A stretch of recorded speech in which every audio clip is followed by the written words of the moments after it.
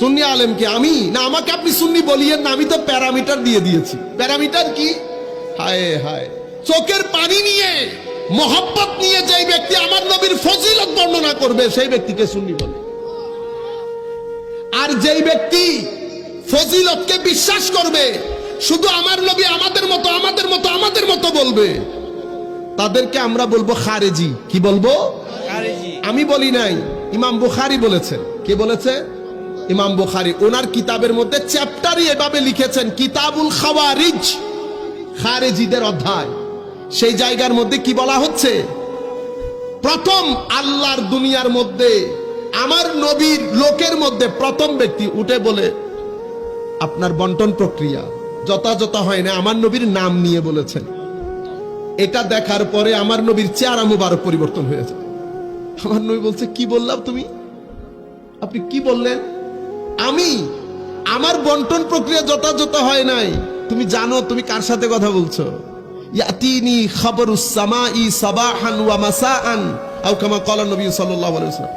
তো জিবরিল আমিন ওহী নিয়ে সকাল সন্ধ্যায় আমার ঘরের চৌকটে দাঁড়িয়ে থাকে। যে আল্লাহর পক্ষ থেকে আসে সেই আল্লাহ মনে করেন আমি আমিন, আমানতদার। তুমি কেমনে এই কথা বললা? আমার নবীর জজবা দেখে ফারুক আজম দাঁড়িয়ে যায়, ইয়া রাসূলুল্লাহ হুকুম দেন। এই মুনাফিকের কি বলেছে? কাফের বলে নাই, কি বলেছে? মুনাফিক। মুনাফিক মানে কি? মুনাফিক শব্দটা নাফাক থেকে, নাফাক, নুন ফা কফ, নাফাক। নাফাক মানে টানেল। টানেলে একদিকে ঢুকেন আর দিকে বেরোন না। মুনাফিকের চরিত্র এদিক দিয়ে ঢুকে এদিক দিয়ে বেরোয়, আবার এদিক দিয়ে ঢুকে এদিক দিয়ে বেরোয়, ফ্লেক্সিবল থাকে, যখন যেখানে যেমন। আপনারা বুঝতে পেরেছেন? আবার নফক মানি ওই ইঁদুরের গর্ত আছে না, এদিক দিয়ে এদিক দিয়ে বেরোয়, ওইটা নফক। এটার মুখ কয়টা? দুইটা। মুখ কয়টা? দুইটা। কাফের বলে নাই, মুনাফিক বলেছে। তাইলে উনি মুনাফিক কিভাবে বলল? তাইলে আমরা এই হাদিসের আলোকে ফারুক আজমের কথার ভিত্তিতে আমরা বলতে পারি মুনাফিক তাকে বলে যার ভিতরে আমার নবীর আদব নাই। কারণ ফারুক আজম যদি আগ থেকে জানতেন এই ব্যক্তি মুনাফিক, তো ফারুক আজম তো অনেক আগে কতল করে দিতেন। তাহলে মজলিসের মধ্যে ফারুক আজমের ফতোয়া হচ্ছে, আমার নবীকে বলছেন, হুজুর অনুমতি দেন, আকতুলু, আমি কতল করি হাজাল মুনা, এই মুনাফিককে। তো এখন এটা ফারুক আজমের ফতোয়া মজলিসের মধ্যে অন দা স্পট। তাহলে মুনাফিক কিভাবে বললেন? এখানেও লেখা নাই, মুনাফিকি করার কোনো প্রুফও নাই। তো কোন প্রুফ, কোন দলিলের ভিত্তিতে ফারুক আজম ওই ব্যক্তিকে মুনাফিক বললেন? শুধু শানে রিসালাতে বিয়াদবির কারণে। তাহলে বোঝা যাচ্ছে আল্লাহর রাসূলের শানে বিয়াদবি করা হচ্ছে আকীদার নেফাকত। তাহলে মুনাফিকি কয় ধরনের? কম মুনাফিকি দুই ধরনের। একটা হচ্ছে আকীদার নেফাকত বা মুনাফিকি, আর একটা হচ্ছে আমলের মুনাফিক। আকীদার মুনাফিক কে? আকীদার মুনাফিক হচ্ছে যেই ব্যক্তি শানে রিসালাতে বিয়াদবি করে। আমি যখন বলবো আপনি কোন ব্যক্তি রাসূলে পাক সাল্লাল্লাহু আলাইহি ওয়াসাল্লামকে মহব্বত করেন, মনে রাখবেন মহব্বতে রাসূল তিনটা জায়গার মহব্বতকে ফরজ করে দেয়। মহব্বতে আলে বাইত, মহব্বতে সাহাবা, নিসবতে আউলিয়া। যেই ব্যক্তি আমার নবীকে মহব্বত করবে সে অবশ্যই আমার নবীর সাহাবী এবং আলে বাইতে মহব্বত করবে।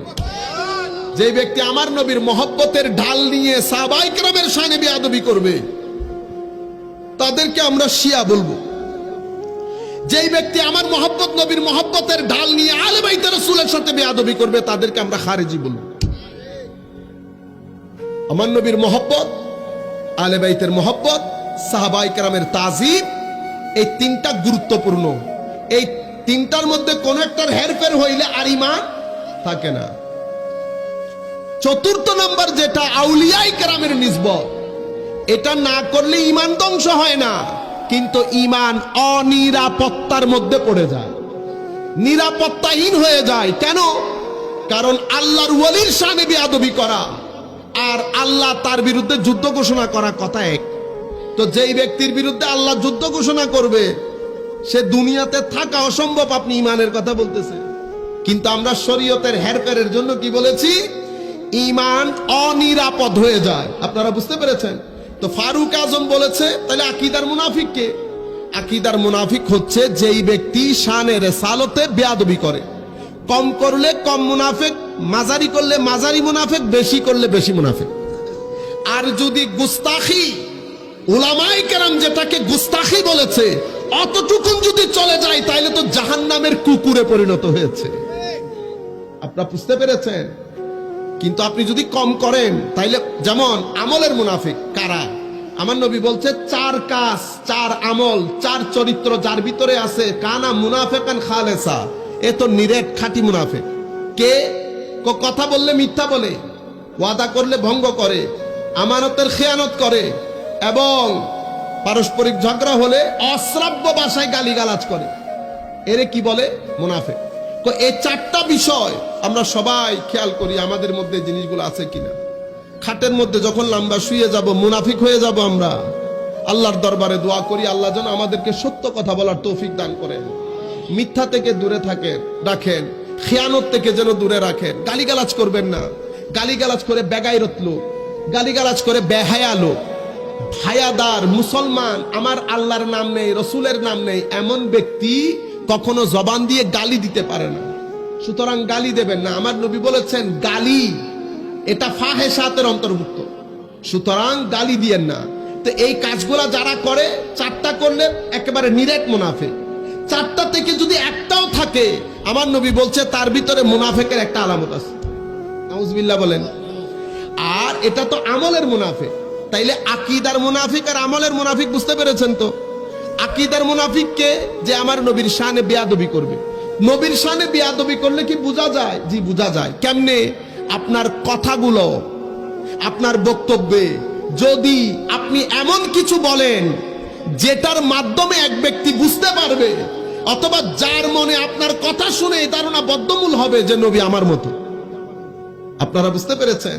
মানে নবীকে ছোটখাটো, সাধারণ, স্বাভাবিক এই ধরনের মনে হলে বুঝতে পারবেন কি এই মাহফিল বসার মতো না। সুতরাং মাহফিলের মধ্যে ঠিক বেঠিক বলার ক্ষেত্রেও সাবধানতা অবলম্বন করবেন। আমি